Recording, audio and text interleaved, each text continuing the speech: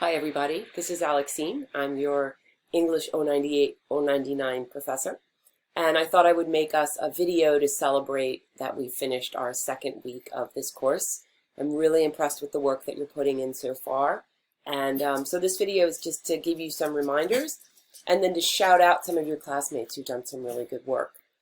So the first thing is that I want to give you some reminders. The first one is to read the comments that I put on your work. So I'm giving you grades, but I'm also trying to tailor specific comments to you based on what I'm seeing you succeed at, and also where I'm seeing you might want to put a little bit of your intention for what to work on as you do your next assignment. So please read my comments on your work, and if you have questions about them, you can actually comment back on your work, or you can email me, call me, or text me. Remember that you can only really call and text during my office hours, but if I see that you've tried to reach out, I'll do my best to get back to you. The second thing is, and a lot of you are doing this already, please ask questions. If you have any confusion, I'm really, really happy to try to help you get past it. So ask questions the minute you have them. You can ask your classmates or you can ask me. The third thing is that I know that this is a really tough situation. We didn't all sign up to do school online, but here we are. So I would like it if you could find ways to be kind to yourself and maybe to enjoy at least a little part of this, whether that's letting yourself feel happy when you've succeeded at something, or finding some connections personally to whatever we're reading or writing, or anything else. You know, I think that it's easier to get through difficult work if you can find little moments of enjoyment. And that leads me to the last thing, which is that a lot of you had really impressive intentions, and I think they're great. They're really big. And it's okay to have smaller intentions. It's okay to have your intention be that you will be nice to yourself, or that if you're feeling anxious, you'll stop working and take 3 deep breaths, or that you will notice when you start to procrastinate. Because I think often if we just notice when we're starting to do something that we'd like to change, we're already 50% on our way toward changing it. So the last one, of course, is please be nice to yourselves. So the next thing I want to do is give you a little miniature lesson in developmental writing, which is the 098 class. So this is based on some patterns that I'm seeing in your writing. The first one is about when we capitalize letters in words. And in general, when you start a sentence, you make the first letter of that sentence a capital letter. But other than that, you really only capitalize what we call proper nouns. And proper nouns are the names, the formal proper names of something. So for example, 1 month is September. September is the name of the month, so it gets a capital S. Same with Monday. Monday is a day of the week, so it gets a capital M. Or your name. My name's Alexine, capital A. Or English, which is the name of a language, like Spanish, French, American Sign Language, Greek. All of those would get a capital letter at the beginning because it's a proper noun. And a proper noun is different from what we call a common noun. And a common noun would be something, but it's not the official name of that thing. So for example, September is a proper noun, but the word month is a common noun because it's not a specific month. Same with day. So Monday is a proper noun, but day is a noun. Alexine is a proper noun, but person is a common noun. And English is a proper noun, capital E, but language is a common noun because it could be any language, any person, any day, any month. Okay? So you're really only going to use a capital letter at the beginning of a sentence, or when you're using a proper noun. Other than that, within your sentences, except for the first letter, you use lowercase letters. So my first challenge for you, and you can earn some points just by doing what I suggest in this video, would be to post in the discussion 1 proper noun with a capital letter at the beginning and 1 common noun. And I'll give you a point for the proper noun, a point for the common noun. The second thing I want to talk about is when to use apostrophes. So apostrophes here, I'll put one here, is that little squiggle up there, okay? So we use an apostrophe to show possession. So if I wanted to say, for example, the toy of the cat, the toy that belongs to the cat, I could flip it and say the cat's toy. So I'm using an apostrophe here to say that the cat, or the toy, the toy belongs to the cat, right? So the cat possesses, apostrophe S, the toy, right? Or I could say the student's notebook. And what I'm saying there is the notebook belongs to the student. The other time that you attach an S to a word is to make it plural. So you might say the cats, more than one cat, the toys, more than one toy, the treats, more than one treat. But in this case, you see that there's no apostrophe. So an apostrophe shows possession, and no apostrophe shows plural. Unfortunately, there are some exceptions to this rule, but in general, this is the rule.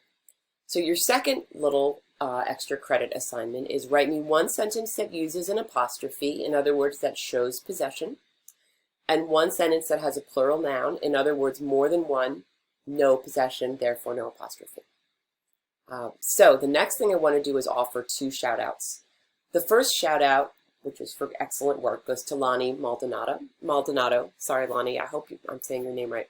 And I'm giving Lonnie a shout-out for excellent organization of her body paragraphs. So what I have here it's not the first paragraph of the essay. It's actually the second and third paragraph of the essay. And what I want to draw your attention to is this. First, right? First is a way to signal to the reader, okay, we're going to have a list, right? And the first reason she's offering is graffiti art can be a beautiful thing. Now, I know that she's going to talk about graffiti and beauty. Now, what's interesting here is that Lonnie first acknowledges that some graffiti is not beautiful. My experience with graffiti hasn't always been the best due to the fact that the people in my neighborhood use it in a poor way, such as graffitiing foul words and making appalling pictures. Appalling. This is an excellent word, Lonnie. I'm really glad that you used it. And then she goes on and discusses some problems with graffiti, but also goes back to the way that it can be beautiful. And then notice here, next, we call this a signal word, another signal word that tells me that she's going to give me another meaning. And in this case, she says that graffiti can have multiple meanings and understandings. So in this paragraph, she'll talk about what graffiti can mean to different people in different communities. And she talks about how some of the evidence of graffiti that she sees is disturbing and not positive. But there are some examples of beautiful graffiti. A couple of blocks down from me, there's a beautiful graffiti of a man who died around that area. His portrait was put on the wall because he helped the community when he was alive. All graffiti has its own meanings. Some could be sad, happy, or some could have absolutely no meaning. So I really, really am very impressed, Lonnie, here with what we call your topic sentences, which are the first sentences of each of your 2 body paragraphs. Excellent, excellent job. My next shout out goes out to Clarissa McNeil for an excellent, excellent introduction paragraph. So Clarissa decides to begin with a quote, and she got this quote from someone named Bansky, and I got very excited because I've heard of Bansky, and he's a very, very famous graffiti artist. The quote says, "Some people become cops because they want to make the world a better place. Some people become vandals because they want to make the world a better looking place." Excellent quote. Now, what I love even more is that she immediately explains what the quote means. What this quote means to me is that both people are trying to make the world a better place, but they are just doing it differently. And then she continues to explain some more.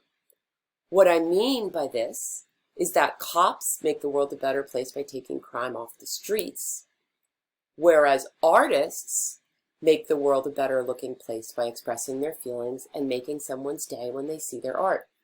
This is an excellent, excellent explanation of what the quote means, but it's also her way of transitioning from the quote to what she wants to say.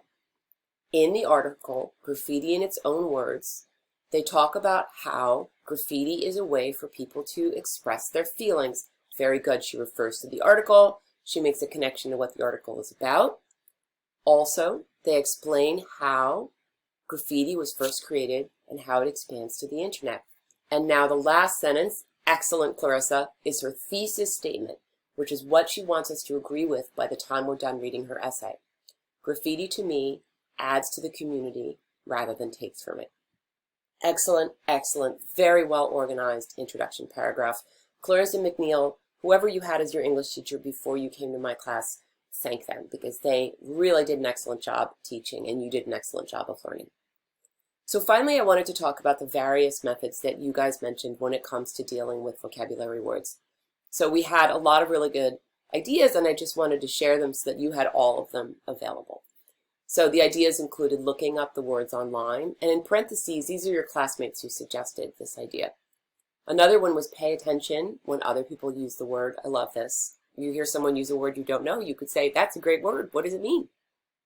Use the dictionary. You could notice that the sentence talks about old events. So Lonnie looked at what we call the context clues of the sentence. You could ask someone, I think that's excellent. Or you could break down the word. Lynette, this is great. Retro means looking backwards. And spective, like spectacles, spective has to do with looking. So retrospective means looking backwards. So this is a great first effort. And I will be putting up more videos like this. I'll always give you a chance to get some extra points. And I will always draw attention to those of you who are really doing an excellent job. So I'm very proud of the work you've done so far. And I am looking forward to reading what you turn in today's Saturday, so I'm looking forward to what you turn in tonight, and I will start grading tomorrow. Take care of yourselves.